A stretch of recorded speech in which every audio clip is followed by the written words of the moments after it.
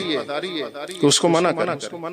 नबी अलैहिस्सलाम ने फरमाया मन रआ मिनकुम मुनकरन फलयुगय्यिरहु बियदिही, जो तुम में से गुनाह देखे वो अपने हाथ से रोकने की ताकत रखता है तो रोके।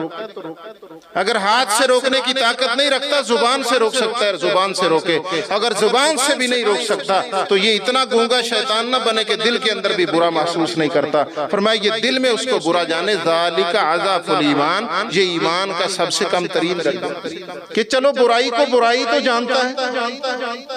हमारे यहाँ बुराई होती है, पहले कहते हैं बुराई है, उसके बाद वो इतनी बढ़ती है, इतनी बढ़ती, लो जी हर बंदा ही की जाता, उसके बाद एक वक्त आता है ये खुद उस बुराई में मुब्तला होता है।